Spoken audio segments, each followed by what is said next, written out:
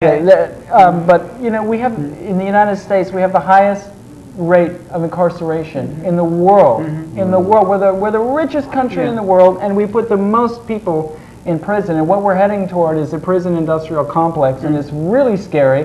And if you're a man in this country, criminalities are just creeping up on you. So all of a sudden you're scared to do anything because, oh, this might put me in jail, that might put me in jail, and we are failing. We are failing our boys and the men in society when 2 million of them are living in cages like animals. I mean, to me, it doesn't get any, I mean, it's horrible to all these other, problems that men face, which are all very real. But I mean, if it came down to, like, not getting a job because of discrimination versus living my life in a cage like an animal, I would prefer like looking for another job. I mean, that's a really big problem. That's what I meant, Mark, when I put male role stress, is that I think the men, in knowing that money makes the man in our society, are driven more so to crime than women are, because they have this pressure on them. So that was included in there somewhere.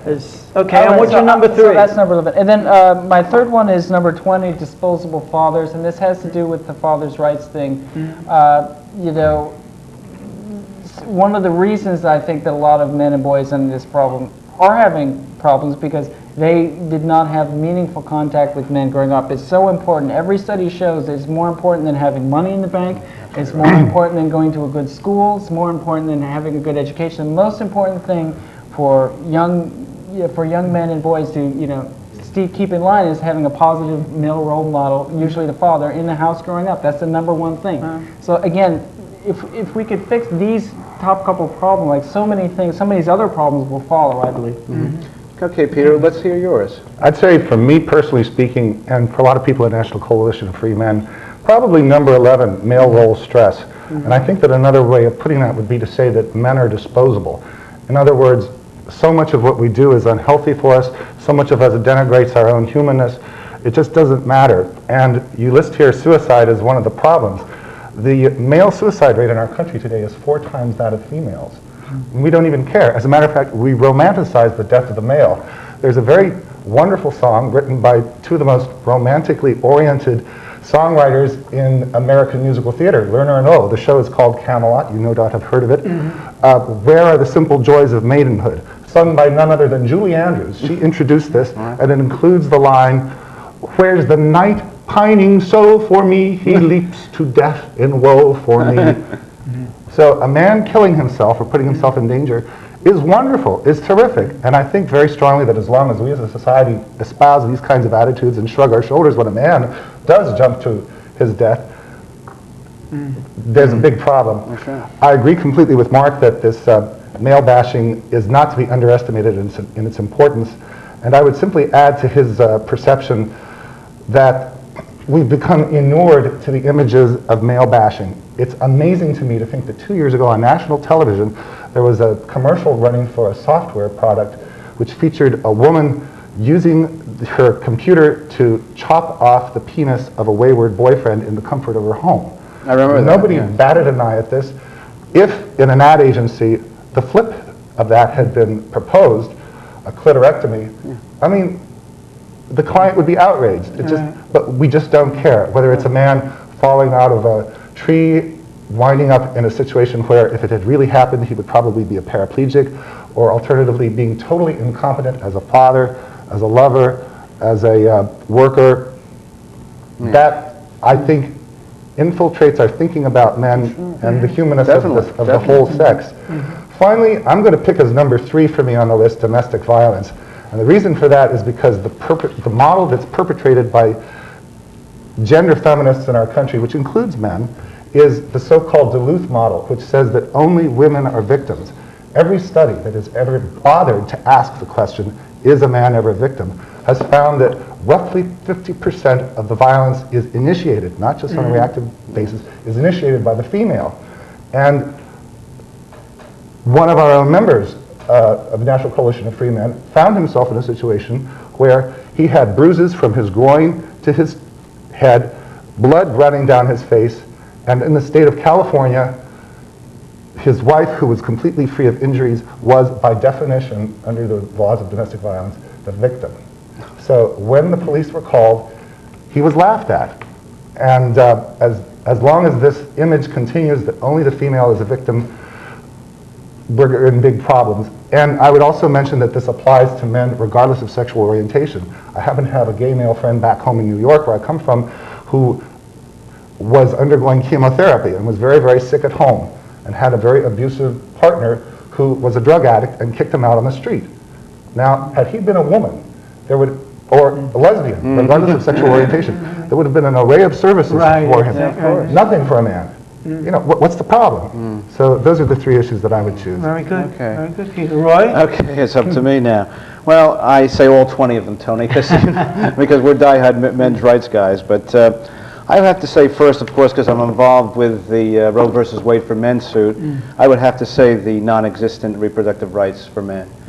Definitely, when a woman can trap you in so many different ways into fatherhood without you wanting to be a father, and having no recourse, having no responsibilities whatsoever. Again, she can deliver the child to the nearest fire station, police station, emergency room. She's let off the hook. No financial obligation. She can put it up for adoption or get an abortion.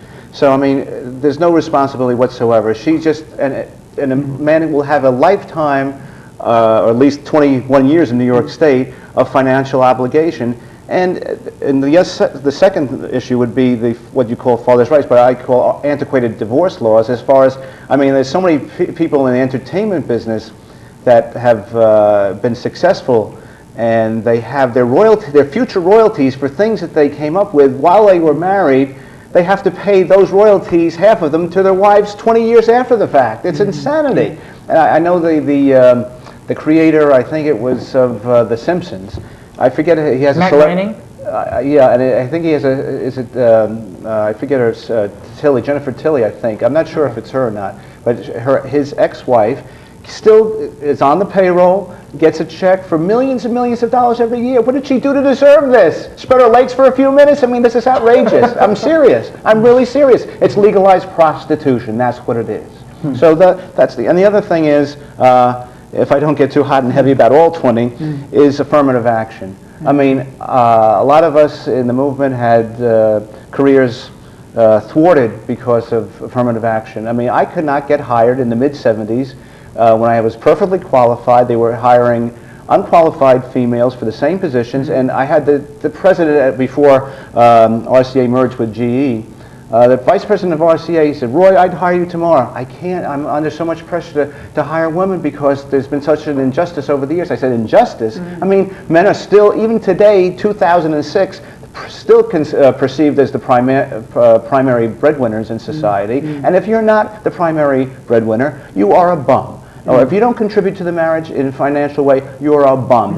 And then what happens was, what's happened to a lot of people that we deal with, the wife gets a great job with a great salary, and the guy is not making as much money all of a sudden. And he's disposable now. So that's my three. Oh, well, did you name three? I thought, that was three. Okay, fine. I'd just like to add to that one about the finances.